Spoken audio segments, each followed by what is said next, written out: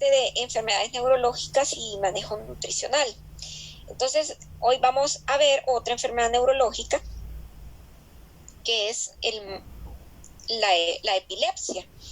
Tenemos que ver también enfermedad de Parkinson. Pero ahorita en epilepsia quizás nos tardemos un poquito porque tal vez podemos hacer unos pequeños ejercicios sobre lo que es la dieta cetogénica. Por lo menos en el cálculo matemático entre los carbohidratos y lo que son la cantidad de grasas que se le va a asignar y la cantidad de proteínas. Bueno, vamos a iniciar conociendo un poquito qué es en sí la epilepsia. En realidad es una enfermedad crónica que se caracteriza por la presencia de convulsiones o por la aparición, podríamos decir, porque no son permanentes, la aparición de convulsiones espontáneas y recurrentes. Y aquí es bien importante aclarar algo. No toda convulsión le da a un paciente que tenga epilepsia. O sea, todos los pacientes con epilepsia presentan algún tipo de convulsión.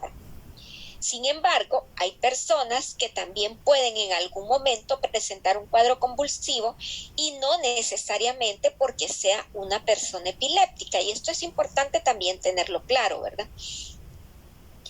La epilepsia, el diagnóstico se hace realmente prácticamente cuando se tiene un electroencefalograma, que es un estudio de la actividad eléctrica del corazón. Entonces, normalmente, un paciente con epilepsia se espera que tenga alteraciones en el electroencefalograma, ¿no? Con esto, pues prácticamente se detecta o se puede hacer el diagnóstico de una enfermedad epiléptica. Quiero aclarar que el término convulsión se refiere a una actividad eléctrica anormal de un grupo de neuronas que hace que, como resultado de esa actividad eléctrica normal, se presenten manifestaciones motoras como esos movimientos anormales, descoordinados y descontrolados que empiezan a presentar los pacientes que presentan una convulsión. Pero esta actividad eléctrica normal no solo se manifiesta con actividad motora irregular o descontrolada o involuntaria, sino que puede también presentarse con otro tipo de manifestaciones que tienen que ver con alteraciones del estado de conciencia, incluso con alteraciones olfativas, visuales y muchas veces táctiles. Por esto es que muchos pacientes que padecen de epilepsia, antes de que les vaya a dar una convulsión, pueden sentir lo que se llama un mensaje que se llama el aura, que muchos pacientes cuando llegan a sentir convulsión empiezan a sentir alteraciones, empiezan a tener alteraciones visuales o pueden tener hasta alteraciones olfativas o percibir sensaciones irregulares al tacto, y es como un aviso de que van a convulsionar. Pero resulta que una convulsión, que es una actividad eléctrica normal que se presenta de forma repetitiva, por ejemplo en una epilepsia, puede ocurrir también en una persona que no es epiléptica. Por ejemplo, cuando a una persona se le baja el azúcar, cuando hace una hipoglicemia severa, y esto generalmente le puede pasar a las personas ancianas, pueden presentar una convulsión por una actividad eléctrica anormal que se presentó en el cerebro, pero es resultado de la hipoglicemia. Y esta persona no es que es epiléptica, sino que el bajón de azúcar hizo que hubiera una alteración eléctrica irregular en el cerebro y por eso presentó esta convulsión. También puede pasar que esas personas que se les altera el sodio o el potasio en sangre, que se les baja mucho o que se les sube, presenten también alteraciones convulsivas. Y no porque sufran de epilepsia, sino que por esos trastornos metabólicos que se presentan cuando hay alteraciones de los electrolitos, o como en el caso que les decía de las hipoglicemias. Entonces, ojo, no toda convulsión se produce únicamente por epilepsias, pero todas las epilepsias presentan convulsiones, ¿verdad? Ahora, Las convulsiones se pueden clasificar de diferentes formas de acuerdo al tipo de convulsión. Las convulsiones se clasifican en convulsiones tónico-clónicas generalizadas, que es lo que se ha conocido históricamente como gran mal, y es lo que más que todo todos podemos identificar. Aquella persona que iba caminando o que estaba tranquila, sentada en algún lugar y cayó al suelo y empezó con contracciones bruscas de todas sus extremidades, perdió la conciencia, presenta cialorrea, o sea, salida de saliva por la boca, y se le rotan la mirada de los ojos también, e incluso a veces hasta se orinan y hasta se defecan porque pueden perder el control de los esfínteres. Esa es la clásica convulsión tónica clónica generalizada, lo que la gente comúnmente le dice, le dan ataques. Pero también existen convulsiones generalizadas que no se caracterizan por esas contracciones bruscas, sino que está lo que se llama el petit mal, que son personas que se pueden desconectar, que no pierden, a veces ni siquiera pierden la postura corporal, o sea, a veces de repente están sentadas y tuvieron un trastorno de conciencia que pareciera que se desconectaron, se desconectaron completamente de lo que sucedía alrededor de ellos. Eso es lo que se llama el petit mal. Pero también a veces puede pasar que se desconectan y caen simple y sencillamente como desmayadas. No existen esos movimientos, pero realmente fue una convulsión. Y también existen lo que son las convulsiones focales o localizadas. De repente hay personas que empiezan a tener un movimiento parcial nada más. No es como en el gran mal, que todo se mueve, las 4 extremidades. Entonces a veces de repente una persona empieza a tener un movimiento anormal, incontrolable de una extremidad, de una pierna o de un brazo o de la cara nada más. Empieza a tener movimientos de mandíbula, nada más, se está quieto, sentado y de repente empieza con movimientos de mandíbula. Esas son las convulsiones focales o localizadas, que a veces pueden acompañarse de pérdida del conocimiento, pero también a veces el paciente puede estar sin perder el conocimiento. De repente empieza con los movimientos anormales, incontrolables. Entonces, esto es importante tenerlo claro, ¿verdad? En cuanto a lo de qué es la epilepsia, tenemos que valorar que hay muchos aspectos nutricionales que tenemos que cuidar. Y una es referente al tratamiento que se utiliza, el tratamiento farmacológico que se utiliza en estos pacientes. Y clásicamente los 3 fármacos que se han utilizado de forma más frecuente son el famoso fenobarbital y la fenitoína. Sobre todo aquí en nuestro país, el fenobarbital y la fenitoína se ha utilizado con bastante frecuencia, sobre todo porque hay acceso económico, son un poco más baratos, y por ejemplo el Estado, la Secretaría de Salud, generalmente los tiene en el cuadro básico. También el valproato o ácido valproico también se utiliza en menos frecuencia, pero igual en nuestro país lo que es los 3 fármacos que menciona Krauss, fenobarbital, fenitoína y valproato, son de uso común en los pacientes tratados con epilepsia. Estos fármacos tienen una gran desventaja, pero son los que se utilizan para controlar la epilepsia. Entonces tenemos que sobrellevar esto, ¿no? Y es que interfieren con la absorción de vitamina D3, sobre todo con el tema del metabolismo de esta vitamina a nivel de riñón. Por lo tanto, si tenemos problemas con tener niveles adecuados de vitamina D3 en estos pacientes, asumimos que vamos a tener problema con el calcio en estos pacientes. Por lo tanto, pueden haber consecuencias a nivel óseo por el uso crónico prolongado, o incluso dependiendo de la dosis, con los pacientes que están utilizando fenobarbital, fenitoína y valproato. También dependiendo de las dosis, porque hay pacientes que se pueden controlar con dosis pequeñas, pero hay pacientes que a veces requieren dosis mayores. Y por otro lado, hay pacientes que a veces se controlan solo con uno de estos medicamentos, pero hay pacientes que a veces utilizan 2 fármacos al mismo tiempo, ¿no? Otra cosa que es muy importante es que los 3 fármacos se transportan unidos a la albúmina. ¿Qué pasa si nosotros tenemos un paciente que por cuestiones nutricionales o por algún problema de una enfermedad crónica tiene disminución de la albúmina a nivel sérico. Entonces va a haber más de estos medicamentos libres, y el medicamento libre es el que hace su acción a nivel del sistema nervioso central. Los medicamentos generalmente viajan, como dicen, de la mano de la albúmina, pero cuando ya van a ejercer su acción a nivel del sitio que se quiere, su efecto farmacológico, se desprenden de la albúmina y ahí hacen su acción esperada. Pero cuando una persona tiene niveles bajos de albúmina, suponemos entonces de que va a haber más medicamento libre. Por lo tanto, va a haber acción más rápida y más directa de este medicamento en los centros de control, en la célula diana donde se quiera llegar. Entonces, ¿qué sucede?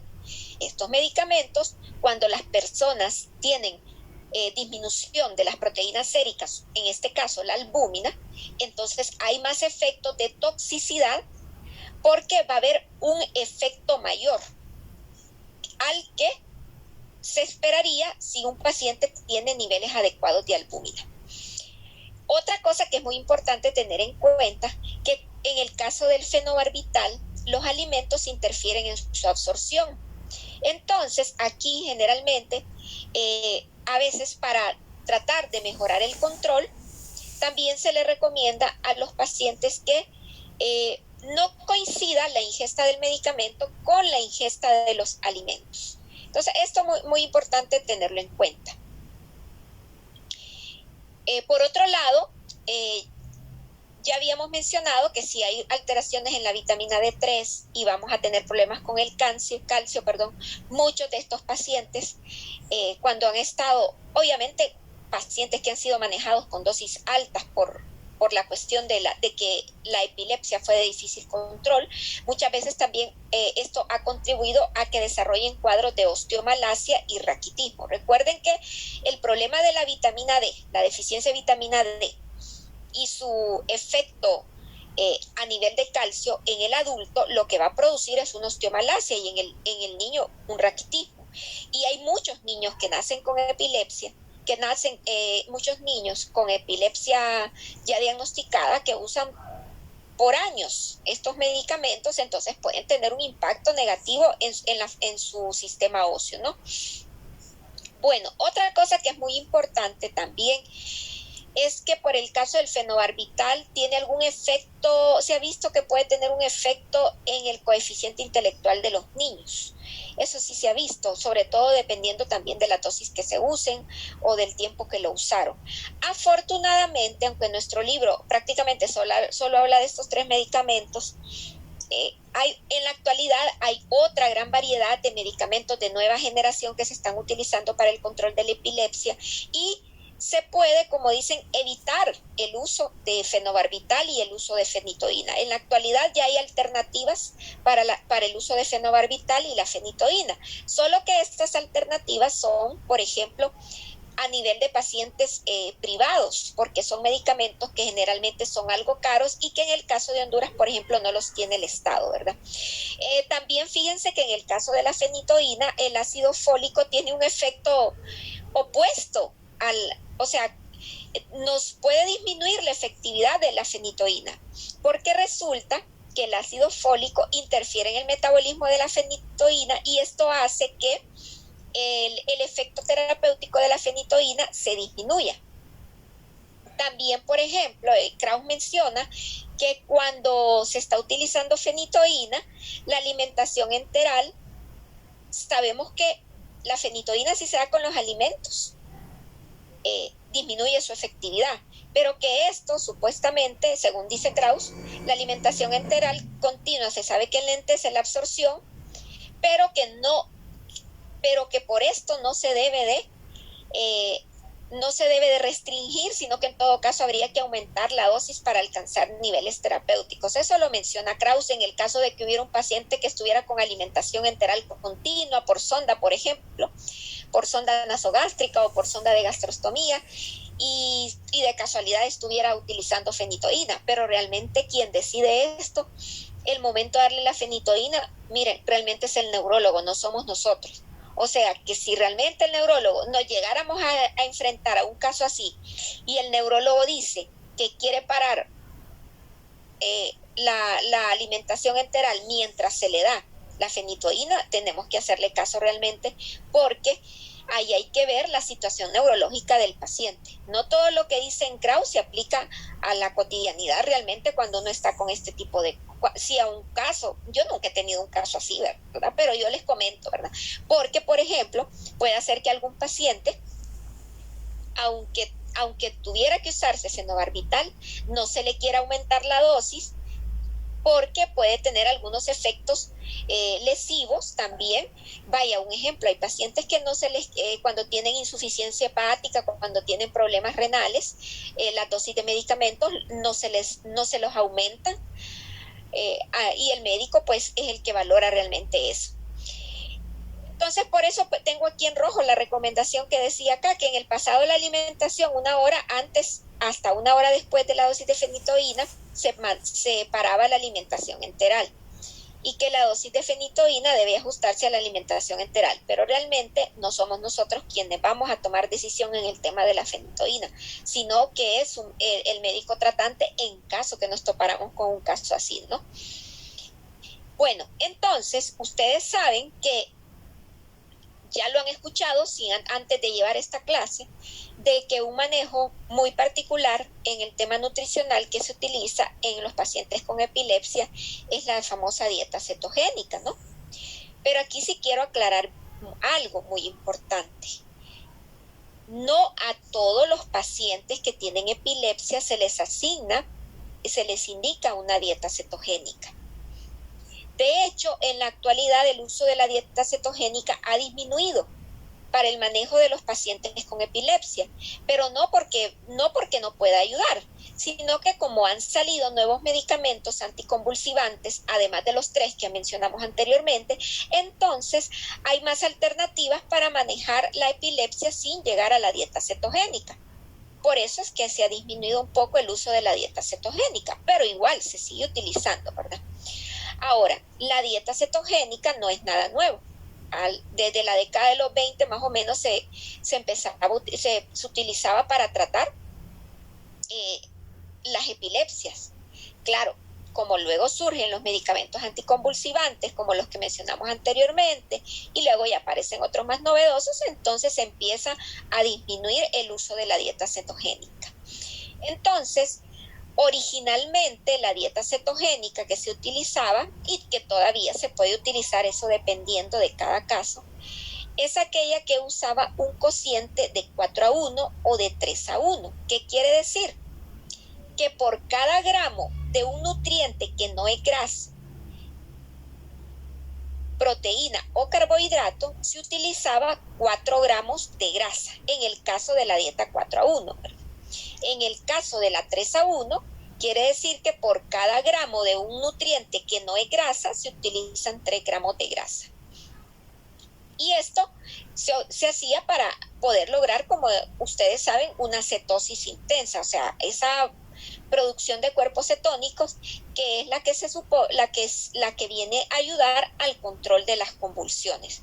Pero en la actualidad, si bien es cierto, todavía se pueden utilizar esas dietas, ya hay también otras versiones menos restrictivas, podríamos decir menos cetogénicas, que también se han considerado eficaces. De hecho, por ejemplo, hay algunos cocientes 2:1 que también se manejan, o incluso el 1:1, o por ejemplo, también existe algunas dietas que también tienen un alto consumo de carbohidratos con restricción alto consumo de lípidos con restricción de carbohidratos, como las dietas Atkins, ¿no? Que generalmente las dietas Atkins lo que hacen es limitar alimentos de índice glucémico alto, ¿verdad? Y en general todos los carbohidratos, y dan preferencia también a las grasas. Y también recuerden que las Atkins, por ejemplo, prácticamente se basa en el consumo de grasas y de proteínas y limitación también de carbohidratos, ¿no? Entonces se ha visto que también este tipo de dietas también puede beneficiar a los pacientes que presentan epilepsias refractarias, porque estos tratamientos se utilizan en las epilepsias refractarias, o sea, en aquellas que no responden al tratamiento farmacológico, ¿no? Entonces, ¿Qué pasa con la dieta cetogénica? Como es rica en grasas, es pobre en proteínas en el sentido que es que no le da libertad de proteínas, pero sí hay que tratar de dar lo apropiado, ¿verdad? El libro dice pobre en proteínas, pero en realidad sí hay una recomendación de utilizar entre 0.8 y 1 gramo de proteína, ¿no? Pero lo mencionan que es pobre porque a veces no se pasa de dar 1 gramo de proteínas. Ahora, importante, ¿qué pasa? Con las dietas cetogénicas, si bien es cierto, se los indicamos a los pacientes, se los indica el neurólogo a los pacientes que tienen epilepsias refractarias, también es importante saber que no todos los pacientes responden a las dietas cetogénicas. Eso también es muy importante. Hay pacientes que también podríamos decir son refractarios a las dietas cetogénicas. Ahora, las dietas cetogénicas también se han utilizado para tratar otro tipo de trastornos como los que menciona el libro, que honestamente yo jamás en mi vida he visto algo, me he cruzado con un paciente así, en algunos trastornos genéticos hereditarios como los que menciona el libro, el síndrome de deficiencia del transportador de glucosa tipo 1, dice, es un síndrome genético heredado. La deficiencia de piruvato de deshidrogenasa son esas enfermedades rarísimas que a veces pueden ocurrir, ¿no? Y también se utiliza en aquellas enfermedades que se consideran trastornos hereditarios caracterizados por crisis comiciales, en aquellos casos como enfermedades de depósito de glucógeno, hiperglicinemia no cetósica y defectos de la cadena respiratoria. Son enfermedades bastante raras que generalmente lo que ocurre en ellos son trastornos del metabolismo de carbohidratos y muchos de estos, ¿no? O sea, en estas enfermedades al parecer también se indica la dieta cetogénica, ya que el cerebro pierde la capacidad o no tiene capacidad en estas enfermedades para poder obtener energía de la glucosa. Por lo tanto, se utilizan dietas cetogénicas para utilizar vías alternas de obtención de energía, ¿no? Y entonces, con estas vías alternas de obtención de energía, se ha visto que también en estas enfermedades extrañas y raras, también se puede mejorar los síntomas y también se puede atenuar o prevenir un poco o enlentecer el deterioro neuronal adicional producto del trastorno metabólico que tienen estas personas. Hay algo que es muy importante que quiero aclarar antes de que avancemos en lo de dieta cetogénica. El paciente con epilepsia que está controlado, que no tiene necesidad de entrar a una dieta cetogénica, pues obviamente nosotros vamos a dar un manejo nutricional acorde a su condición general y a otras enfermedades de bases. O sea, vamos a dar un balance apropiado entre lo que es la distribución de macronutrientes, proteínas, carbohidratos y grasas. Ahí no tenemos por qué nosotros empezar a dar más grasas que carbohidratos si es un paciente con epilepsia que está bien controlado, ¿no? Con sus fármacos. Claro, tenemos que propiciarle una alimentación saludable, rica en antioxidantes, rica en micronutrientes, rica en fibra como una persona general. Y también estimularle buenos hábitos dietéticos. ¿Por qué? Porque tenemos que, eso sí, no tiene que ver con la dieta cetogénica, pero es muy importante que nuestros pacientes con epilepsia mantengan un buen estado de hidratación. ¿Por qué? Un paciente con epilepsia es más susceptible a que por una deshidratación tenga una convulsión. Puede ser que ustedes y yo, después de un cuadro de deshidratación, algo afectado porque estamos con vómito, estemos con diarrea o por alguna pérdida de líquidos que no podemos reponer adecuadamente, nos sintamos mal con los síntomas de la deshidratación, pero tal vez no lleguemos a convulsionar. Pero una persona que ya es epiléptica, ya en un estado de deshidratación importante, o con una alteración electrolítica, ya sea del sodio o del potasio, sí se puede precipitar con facilidad una crisis convulsiva.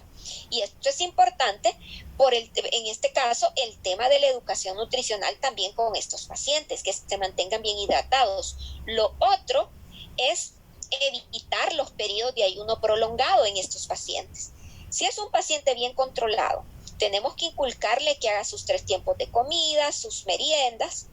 ¿Por qué? Porque una hipoglicemia en un paciente convulsivo le puede desencadenar o contribuir a que presente la convulsión. Entonces, esto tampoco lo tenemos que olvidar en el paciente que está con tratamiento farmacológico por epilepsia o con un paciente con epilepsia, ¿no? Tener bien claro esto. Si bien es cierto, no todos van a ocupar dieta cetogénica, pero debemos inculcarle una alimentación adecuada con un buen balance hídrico, ¿no? Eso es muy importante. Bueno, miren, Krauss ahí cita a esta persona que se llama Patel y colaboradores, que dice Patel que la dieta cetogénica tiene mínimos efectos secundarios y que sus riesgos son mínimos dependiendo desde qué punto de vista lo veamos, ¿verdad? La dieta cetógena, dice, tiene mínimos efectos secundarios y sus riesgos son la hipoglicemia, las molestias gástricas iniciales debidas a la gran cantidad de grasa y estreñimiento. El riesgo de cálculos renales a largo plazo es pequeño, dice, y el ascenso del colesterol sérico puede ser temporal y desaparece al suspender la dieta. Y recordemos, esto lo dice Patel, y que el crecimiento, que en ocasiones se ralentiza con esta dieta, vuelve a la velocidad normal del niño. Esto sobre todo, recuerden que hay muchos niños que sufren de epilepsia y hay muchos niños que sí se someten a dieta cetogénica, ¿verdad? Entonces, vamos a tener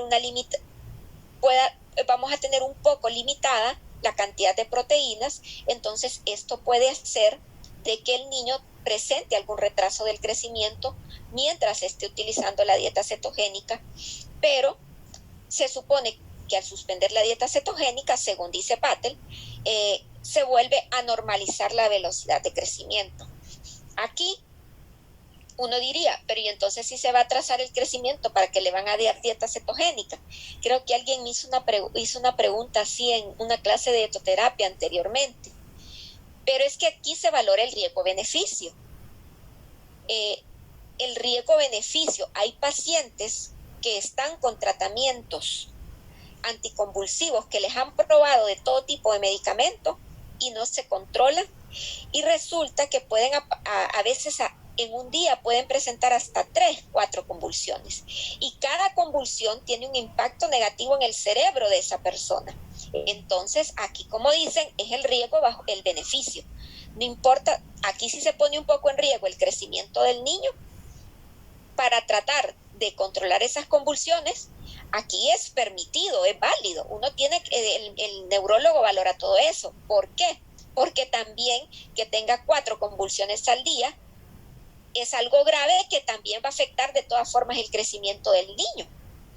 Porque en cada convulsión hay un gasto energético terrible, y al mismo tiempo el niño, cuando está en periodos entre convulsiones, pierde el apetito. Entonces, vean, aquí es riesgo-beneficio, ¿no? Ahora, importante, yo les había comentado, a veces hay pacientes que no responden a la dieta cetogénica.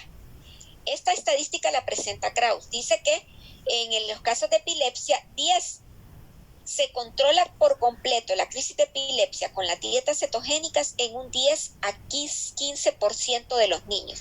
¿Qué quiere decir? Según esa estadística de Krauss, que más o menos un 80 a un 85% de los pacientes, o casi un 90%, no se controla la crisis aún con la dieta cetogénica. Pero ojo, a veces no se controla por completo, pero las convulsiones a veces se vuelven más espaciadas o se vuelven menos intensas. Y esto también es ganancia en el tratamiento del niño. O sea, Krauss dice aquí que solo en un 10 a 15% de los niños controla por completo las convulsiones la dieta cetogénica. ¿Qué pasa con el otro 85%? Puede ser que a algunos de veras no les funcione para nada la dieta cetogénica. Y ahí pues se la van a suspender. Pero va a haber otro porcentaje de niños que aunque no les funcione por completo, les espacía o se las hace menos frecuentes las crisis convulsivas, o si le dan, le duran menos y en menor intensidad. Y esto también es una ganancia en el tratamiento de los pacientes. Esta es la estadística que presenta Krause, aunque yo he visto también otras estadísticas que dicen que controla más o menos el 20, 25 y hasta 30% de una forma completa. Ustedes saben que las estadísticas siempre varían un poco, pero lo importante es saber que hay personas que sí les controla por completo la epilepsia, hay otras que podremos decir medio se las controla o se las atenúa, y hay otras que definitivamente también fracasan o son refractarias o no tienen respuesta al tratamiento cetogénico, ¿no? Esto es importante tenerlo en cuenta. Pregunta importante para el examen. ¿La dieta cetogénica se le indica a todo paciente epiléptico? No, solo aquellos casos de tratamiento farmacológico refractario. ¿La dieta cetogénica es efectiva en el 100% de los pacientes a los que se les aplica? No, hay un porcentaje que no responde para nada, hay un porcentaje que responde por completo y hay un porcentaje que, digamos, responde parcialmente, ¿no? Importante tenerlo claro, ¿no? Bueno, ¿por qué se supone que funciona la dieta cetogénica? Recordemos que con los carbohidratos nuestro mecanismo de obtención de energía a través de la glucosa pues es entrar a una glucólisis, ¿no? Y esa glucólisis pues entra a lo que es, se transforma en piruvato, acetilcolina y entra al ciclo de Krebs y así se obtiene energía. Pero como no vamos a tener glucosa, sino que vamos a tener grasas, entonces se van a utilizar los ácidos grasos libres y se va a entrar a una vía alterna que es la beta-oxidación mitocondrial, y se van a producir cuerpos cetónicos. Entonces el organismo va a utilizar los cuerpos cetónicos, el cerebro, mejor dicho, y el organismo en general, el cerebro va a utilizar los cuerpos cetónicos para energía. Y resulta que estos cuerpos cetónicos a nivel cerebral interactúan con neurotransmisores que otra vez que contribuyen a veces a generar las crisis convulsivas, dicho de forma así sencilla, ¿no? Otra cosa muy importante con la dieta cetogénica, clásicamente la dieta cetogénica, la clásica, recuerden, a ver si alguien recuerda cuál era el cociente entre grasas y proteínas en la forma cetogénica clásica. Vamos a ver si alguien lo recuerda. Lo dije anteriormente. ¿Cuánto usábamos de gramos de grasa por gramos de otro nutriente que no fuera grasa? En la clásica. 4:1. Sí, 4:1 y 3:1. La 4:1 se considera clásica y la 3:1 también se considera clásica, ¿verdad? Entonces, generalmente, cuando se va a iniciar dieta cetogénica, la clásica, la 3:1, la 4:1, se inicia bajo supervisión médica estrecha. Se supone que tendría que estar idealmente, hospitalizado el paciente, ¿no? Ahora, también hay versiones más liberales, dice Krause. Las versiones más liberales son aquellas que sí dan predominancia a las grasas, restringen carbohidratos, pero no como la clásica. Podríamos decir aquellas 2:1 o 1:1, ¿verdad? O unas que usan triglicéridos de cadena media Entonces, aquí, en estas versiones un poco menos estrictas, se ha manejado que se pueden iniciar en el hogar del paciente. De acuerdo siguiendo recomendaciones y vigilancia, ¿verdad? Miren, me imagino que esto también tiene que ver, eso tiene que ver con las posibilidades de la familia también. Hay muchas cosas, por ejemplo, uno ve en las directrices en el campo médico, en el campo nutricional, dice, eso se puede manejar en casa, pero eso depende de las condiciones económicas y educativas de la familia. De hecho, aquí en Honduras muchas veces aún hay pacientes que no se les da alta, incluso en un público, cuando se valora el entorno social de la familia. Y hay otros que sí, porque saben que son familias con un nivel educativo mucho mejor y que se puede dar indicaciones. Hay otros que es un riesgo mandarlo a la casa. Hay otros que es un riesgo tenerlos en el hospital y mejor que estén en su casa, porque en su casa tienen condiciones mejores que el hospital público. Pero hay otros que tienen condiciones mucho mejor en el hospital público que en su casa, increíblemente, así son las diferencias aquí, ¿verdad? Bueno, entonces, pero de forma normativa, ¿verdad? Ahí dice Kraus que la cetogénica clásica debe ser supervisión estricta en el hospital. Y en algunos casos, estas dietas cetogénicas, previa a iniciar el manejo cetogénico, se les induce en un ayuno para empezar a estimular la producción de cuerpos cetónicos. Recuerden que en el ayuno también hay producción de cuerpos cetónicos, ¿verdad? Pero esto va a depender también de la situación del paciente, ¿no? De acuerdo a la condición del paciente, si es apropiado, si no tiene algunos problemas que más bien el ayuno le puedan generar problemas. De hecho, lo que les comentaba, ¿no? A veces el ayuno puede contribuir a desencadenar convulsiones también por hipoglicemias, y hay personas que no pueden hacer tan fácil la producción de glucosa a través de glucógeno, y estas personas también pueden hacer hipoglicemias con gran facilidad, ¿no? Ahora miren, si la dieta cetogénica no necesariamente le va a funcionar al paciente en la primera semana, el primer mes, puede ser que sí, puede ser que no, pero se ha visto que hay personas que puede tardar hasta 3 meses en obtener, como dicen, buenos resultados con dieta cetogénica. Entonces, vean que sí es una estrategia, es una alternativa para el control de las epilepsias refractarias al tratamiento, pero tampoco es que es exitosa de entrada.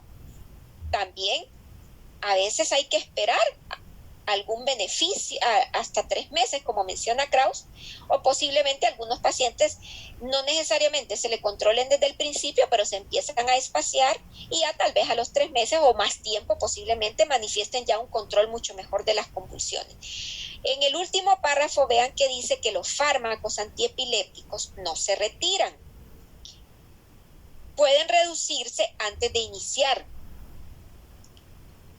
pero no se van a retirar.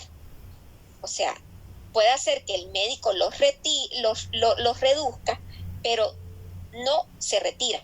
Ahora, y de todas formas, esto ya es competencia, quien decide si los retira o no es el neurólogo. Nosotros solo estamos para darle la asesoría con la parte del manejo nutricional, ¿verdad?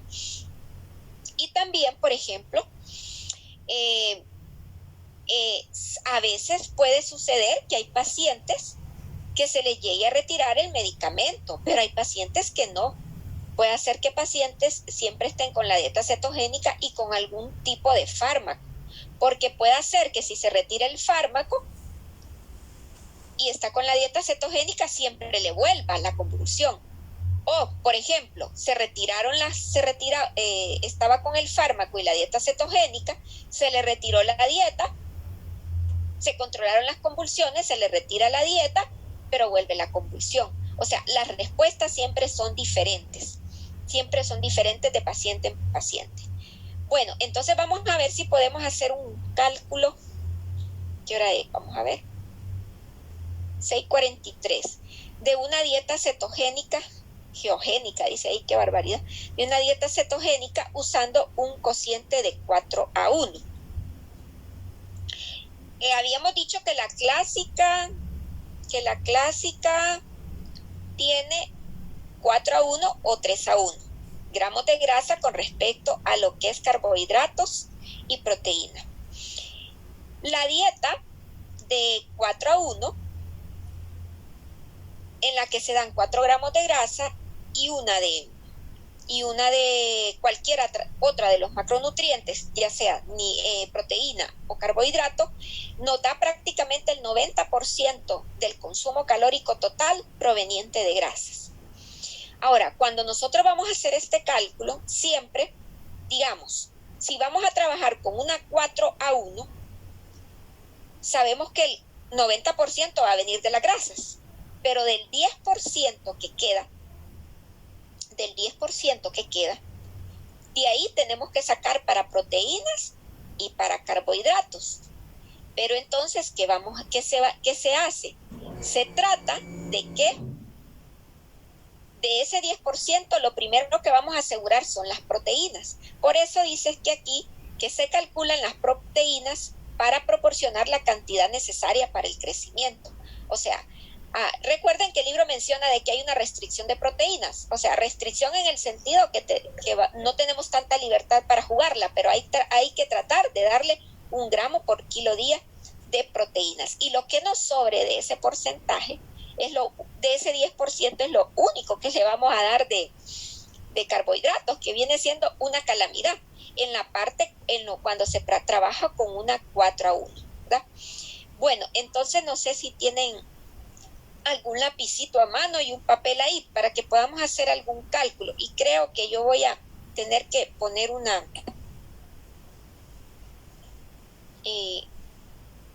hoja de papel, un Word, perdón. ¿Alguna pregunta hasta el momento? Gracias. ¿Cuánto era? 90%, ¿verdad? Sí. Y las otros macronutrientes, que eran las proteínas y los carbohidratos, 10%. Ahora, ¿de dónde sale este 90 y de este 10? ¿Y de dónde sale este 10%? Sale de aquí. Con 4 gramos de grasa, ¿cuántas calorías obtengo yo? ¿Cuántas calorías obtengo yo con 4 gramos de grasa? A ver. 36. 36, muy bien. 36 calorías de grasa. Y si tengo 1 gramo, ya sea de proteína o de la otra o de carbohidrato, ¿cuánto tengo? 4 calorías. 4 calorías. No, porque es uno de las otras. Es que son 4 gramos de grasa, ¿verdad? Es 4:1 la relación. Entonces, estos 4 gramos de acá son grasa. Esto de acá, ¿ves? 4 gramos de grasa. Esto nos da 16 calorías, ¿verdad? Que son estos 4 que aparecen acá. Y este 1 es este de acá abajo, que puede ser proteína o puede ser carbohidrato. Entonces, 1 gramo de proteína, sea proteína o sea carbohidrato, ¿cuánto nos da de calorías? 4, ¿verdad? 4. 4 calorías. Vamos a ver de dónde sale ese 90 y ese 10% que dice Krauss. Entonces, bueno, voy a dar 4 gramos de grasa y 1 gramo de, ya sea de proteína o de carbohidrato, ¿verdad? En total, ¿cuántos gramos de micronutrientes estoy dando? 5 gramos, ¿verdad? 5 gramos de micronutrientes. Lo que pasa es que 4 son grasas, ¿verdad? Pero ahora voy a quitar esto mejor porque me puede generar confusión. Ahora, fíjense bien, con esta fórmula, 4 gramos de grasa y 1 gramo de, ya sea de proteína o de carbohidrato, yo estoy dando por este bloque, por esta relación, estoy dando en total 40 calorías. ¿De dónde salen estas 40 calorías? Del 36 más el 4. Total 40 calorías, ¿verdad?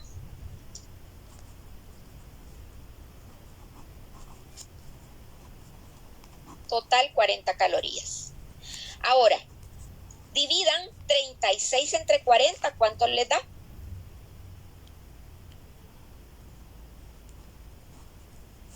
0.9. O sea que es el 90%, ¿verdad?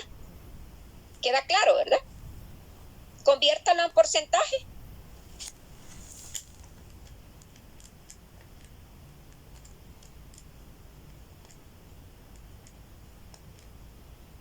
Sí. Ajá. Y las 4 calorías de aquí, si la dividen entre 40, ¿cuánto les da?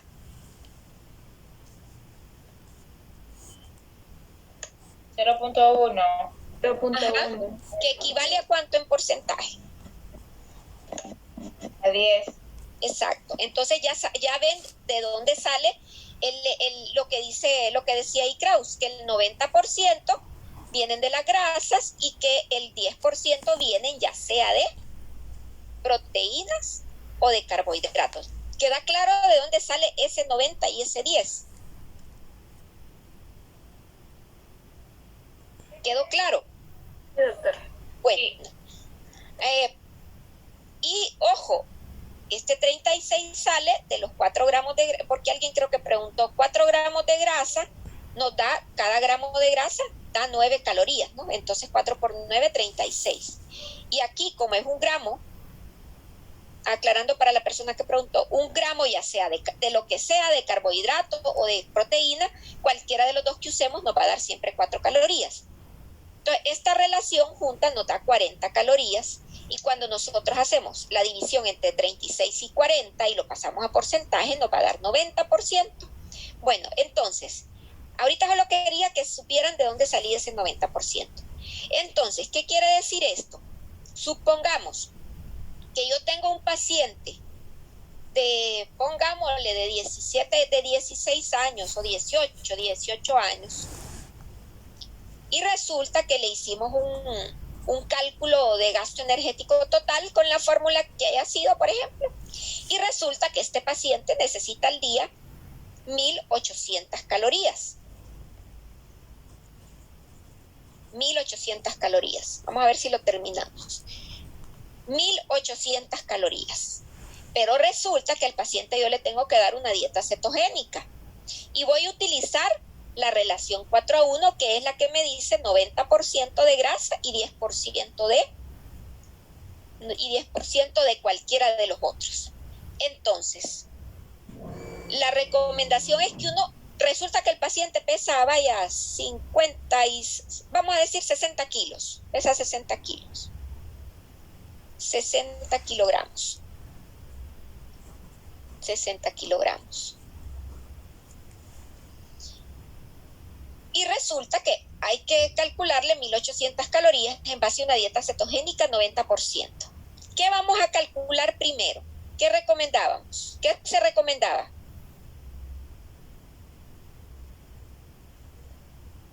Las proteínas. Exacto. ¿Y las proteínas de dónde las íbamos a sacar? Del 10%, ¿verdad? Entonces, del 10% de aquí tenemos que sacar proteínas y de aquí tenemos que sacar carbohidratos. Pero primero vamos a sacar las proteínas.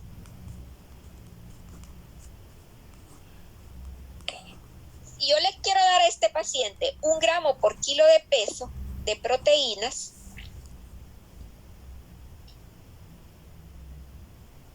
¿Cuánto le tendría que dar? 60 gramos, ¿verdad? Sí. Sí.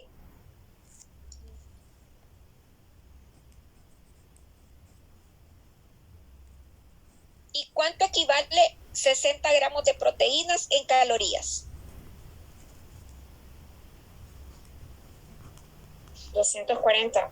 240 calorías, así es. Pero vamos a ver si nos ajusta realmente. Porque ¿cuánto es el 10% de 1800 calorías? 180. Ajá. Doctora, Figúrense. pero Ajá. una duda. Usted dijo que también podíamos sacar las proteínas de las grasas, porque usualmente los alimentos que tienen proteína tienen grasa. ¿O no? Sí, pero como usted sabe que cuando le va a hacer el cálculo, digamos, si le va a dar 2 onzas de carne, vaya, un ejemplo, le va a dar 2 onzas de carne, usted ahí tiene que sacar el porcentaje, lo que le da de proteína y lo que le da la grasa. No, es que yo no dije eso, yo lo que dije es que, y usted cuando hace la distribución en el cuadro dietosintético, yo así le llamo, ¿verdad? El dietosintético, entonces usted va viendo ahí cuánto le salió de proteínas de la carne y cuánto le salió de grasa de la carne. O sea, las proteínas usted las tiene que sacar del 10%. Después, cuando usted haga la distribución de cuánto tenga cada alimento de proteína y grasa, usted tiene que ver cómo se lo acomoda. No sé si me doy a entender. Sí, doctora. Entonces, primero adecuamos lo que son las proteínas dentro del 10% y después vamos adecuando esas proteínas dentro de la grasa. Claro, porque cuando usted ya haga el cálculo, cuando vaya, por ejemplo, si le va a poner res, si le va a poner carne o si le va a poner proteína. Recuerde que también hay alimentos de origen vegetal, como las semillas, que tienen grasa también, pero recuerde que tienen carbohidratos. O también le puede agregar alimentos que sean pura grasa. Por ejemplo, en estos alimentos usted puede agregar aceite de oliva, aguacate, mantequilla, crema de maní, que recuerde, la crema de maní tiene proteína, pero tiene grasa, pero tiene también muy poco carbohidrato. Ahí uno tiene, como dicen, que jugárselas, como cuando hace las fórmulas con las fórmulas enterales, que hace combinaciones de fórmulas enterales para adecuar proteínas, carbohidratos y grasas. No sé si ya lo han hecho ustedes. O sea, yo sé, usted sabe que le tiene que sacar el 10% del 10% tiene que sacar de esas proteínas, pero usted tiene que saber que las fuentes de alimentos que tienen proteína también dan grasa. O a la inversa, que fuentes de grasa también me van a dar alguna proteína. Por eso es que estas dietas no son tan fáciles. Bueno, ahora, pero vean aquí qué pasa. Vean en este caso.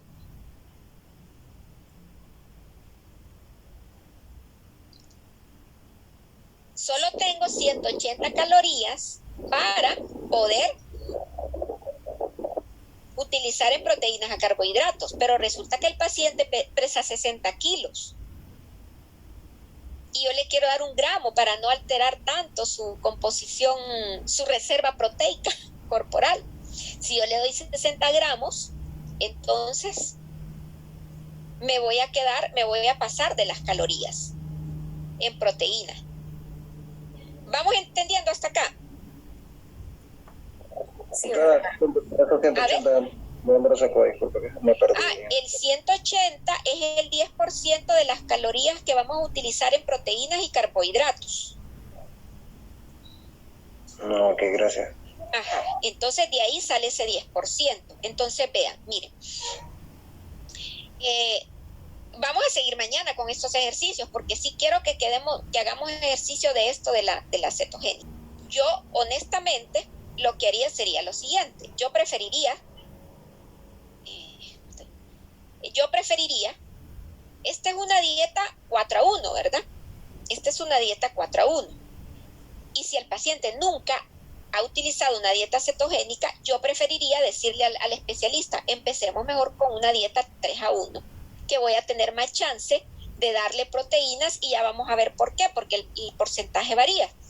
Entonces, ya si voy a tener yo más chance de darle proteínas y no darle tanta restricción proteica, porque es un paciente de 18 años y todavía está en cierto grado de crecimiento.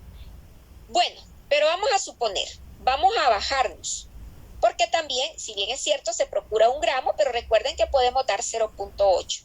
Entonces vamos, para hacer, ya son las 7 de la noche, para hacer el ejercicio, terminar con esta relación 90-10, vamos a suponer que es un paciente de 30 años y vamos a utilizar 0.8 gramos por kilo de peso. Entonces, si le voy a dar 0.8 gramos por kilo de peso, ya no le voy a tener que dar 60, ¿verdad? Sino que le tengo que dar 48, ¿verdad? Sí. Que en calorías, ¿a cuánto me equivale eso? 48 por 4, ¿cuánto me sale? 192. 192. Todavía quedamos cortos. ¿Verdad? Por eso es que recuerden que habla de que la dieta cetogénica,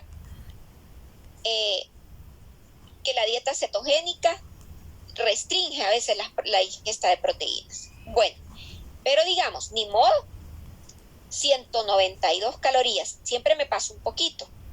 Pero para fines de hacerle el ejercicio, vamos a trabajar con las 180, pero mañana, porque ya son las 7 de la noche y no les quiero quitar